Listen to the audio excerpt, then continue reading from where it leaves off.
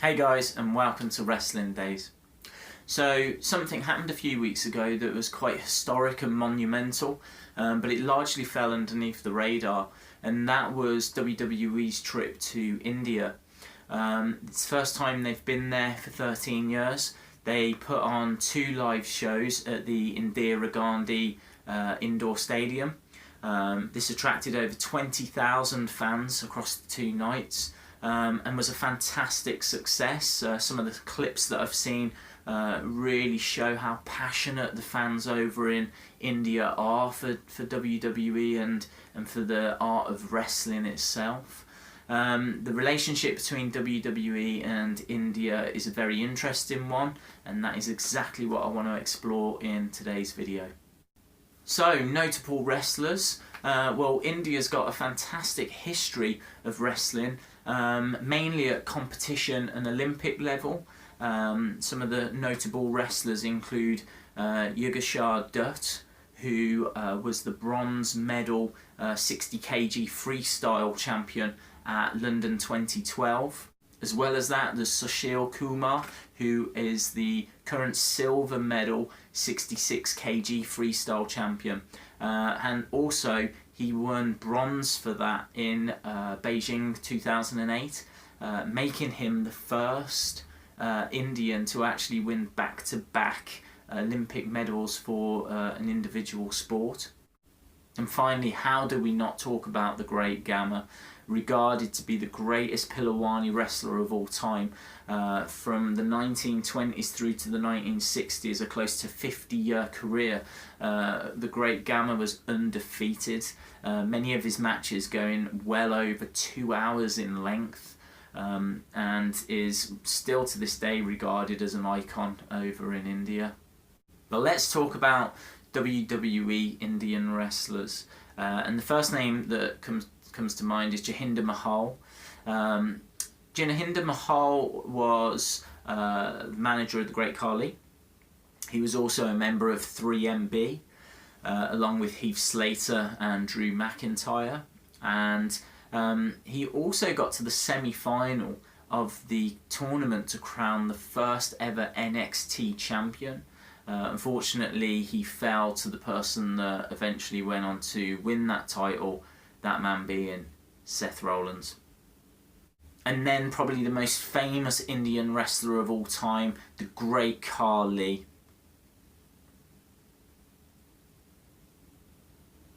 This man was 7'1" tall and made a real impact on his debut. His first feud was against The Undertaker, coming out at SmackDown just shortly after WrestleMania 22.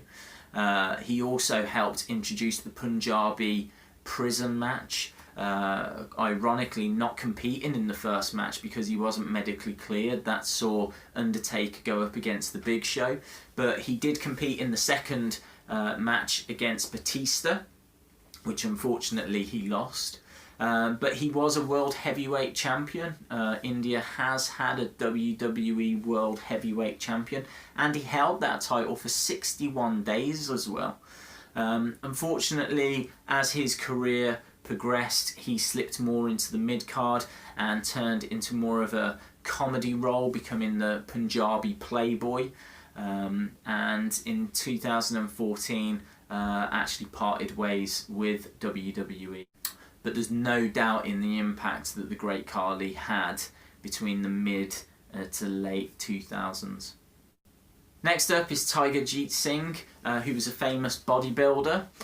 He had matches all throughout the late 50s, 60s, 70s. Famously, he had a match against Bruno Sammartino in 1967 at the Maple Leaf Garden.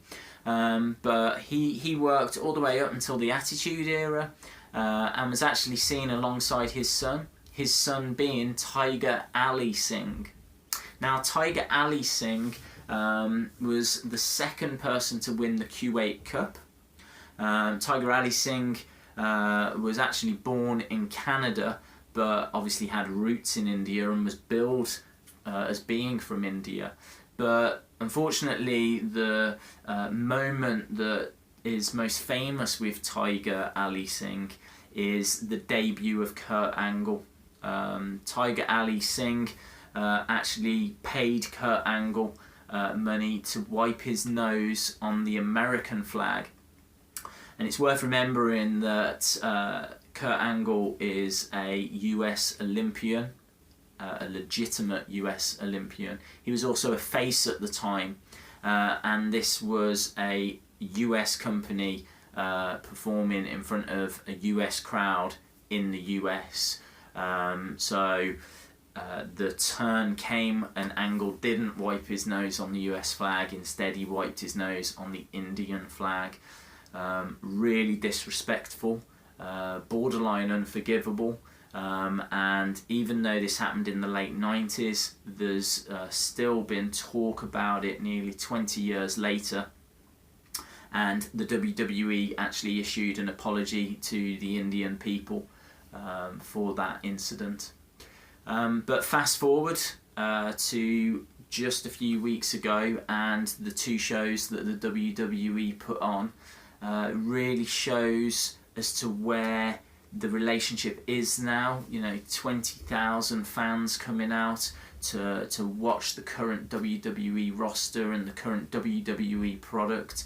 It's clear from looking on Twitter just how passionate those fans are, and they were rewarded with seeing Roman Reigns, Big Show, Dolph Ziggler, Summer Rae, Charlotte.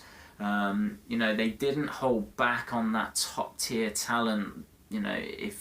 Whoever they had, they sent over. John Cena was billed, but unfortunately is off injured at the moment. But as you say, Roman Reigns actually went over and stepped in instead. But the Indian people were also rewarded in another way. They got to see two men who I first saw on Breaking Ground, and I think have got a real strong future ahead of them. And that is Lovepreet Sangha and Satinder Vedpal. Lovepreet Sangha, he's actually a Kabaddi champion. His team winning the League One championships.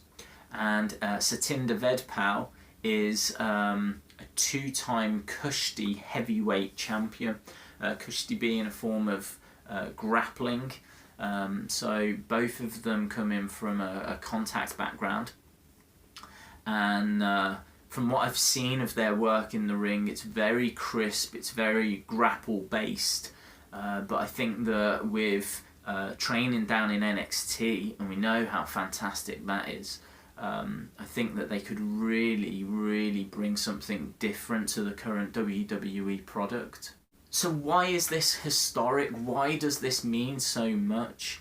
Well, I've seen this happen before, and I've seen it happen with the UK.